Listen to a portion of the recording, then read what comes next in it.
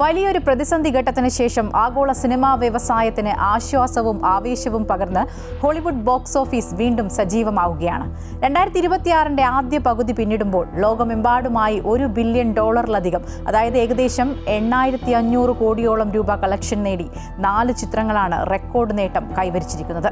ഈ പട്ടികയിൽ ആദ്യം ഇടം പിടിച്ചത് സോണി മാർവൽ കൂട്ടുകെട്ടിന്റെ സ്പൈഡർമാൻ ബ്രാൻഡ് ന്യൂ ഡേ ആണ്. ടോം ഹോളണ്ടിന്റെ സ്പൈഡർമാൻ പരമ്പരയിലെ ഈ പുതിയ ചിത്രം റിലീസ് ചെയ്ത ആദ്യ ആഴ്ചയിൽ തന്നെ ബോക്സ് ഓഫീസിൽ തരംഗം സൃഷ്ടിച്ചു. യൂണിവേഴ്സൽ പിക്ചേഴ്സിന്റെ ദി സൂപ്പർ മാരിയോ ഗാലക്സി മൂവിയാണ് പ്രേക്ഷകനെ വിസ്മയിപ്പിച്ച് $1 ബില്യൺ ബോക്സ് ഓഫീസിൽ ഇടം നേടിയ മറ്റൊരു ചിത്രം. എല്ലാ പ്രായക്കാരായ പ്രേക്ഷകരെയും ഒരുപോലെ ആകർഷിക്കാൻ സാധിച്ചതാണ് ഈ ആനിമേഷൻ ചിത്രത്തിന്റെ വിജയത്തിന് കാരണം. Hey big guy! You wanted to see us? Don't move, I'll be right up. Lions gate നിർമ്മിച്ച പോപ്പ് സംഗീത ഇതിഹാസം മൈക്കിൾ ജാക്സന്റെ ജീവചരിത്രമായ മൈക്കിൾ എന്ന ചിത്രവും ചരിത്രപരമായ നേട്ടം കൈവരിച്ചു.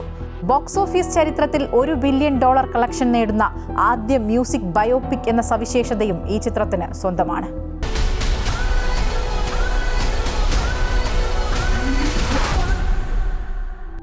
പട്ടികയിൽ 4ാമതായി ഇടം പിടിച്ചത് ഡിസ്നി പിക്സാർ ഫ്രാഞ്ചൈസിയുടെ ടോയ് സ്റ്റോറി 5 ആണ്.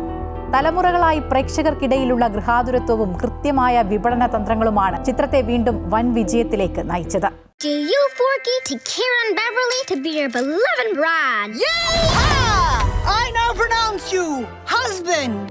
കോവിഡിന് പിന്നാലെ മന്ദഗതിയിലായ ഹോളിവുഡ് ബോക്സ് ഓഫീസിനെ തിരിച്ചുവരവിന് സഹായിച്ചത് പ്രധാനമായും 3 ഘടകങ്ങളാണ്. 1. യുവതലമുറയിലെ അതായത് ജെൻസി പ്രേക്ഷകരുടെ വലിയ തോതിലുള്ള പങ്കാളിത്തം. 2. ഐമാക്സ്, ഡോൾബി സിനിമ തുടങ്ങിയ പ്രീമിയം ഫോർമാറ്റുകളിൽ സിനിമ കാണാനുള്ള പ്രേക്ഷകരുടെ താൽപര്യം. 3. പരിചിതമായ കഥാപാത്രങ്ങളോടും ബ്രാൻഡുകളോടുമുള്ള ആഗോള പ്രേക്ഷകരുടെ ആഭിമുഖ്യം. സ്മാർട്ട് ഫോണുകളിലേക്ക് ചുരുങ്ങിപ്പോയെന്ന് കരുതിയിരുന്ന ജെൻസി പ്രേക്ഷകരാണ് തിയേറ്ററുകളെ സജീവമാക്കിയത്. നോർത്ത് അമേരിക്കൻ ബോക്സ് ഓഫീസ് പ്രേക്ഷകരിൽ 40% വരുന്നത് ഈ യുവതലമുറയാണ്. ആളുകൾ കൂടുതൽ പണം മുടക്കി അത്യാധുനിക സാങ്കേതിക വിദ്യയിലുള്ള തിയേറ്ററുകളിൽ സിനിമ കാണാൻ താൽപര്യം കാണിക്കുന്നു. 2023 പ്രീമിയം സ്ക്രീൻ ടിക്കറ്റ് വിഹിതം 13.8%. 2025 16% ഉയർന്നു. The Odyssey, Spiderman brand new Day തുടങ്ങിയ ബിഗ് ബജറ്റ് ചിത്രങ്ങളാണ് ഈ മുന്നേറ്റത്തിന് ആക്കം കൂട്ടിയത്.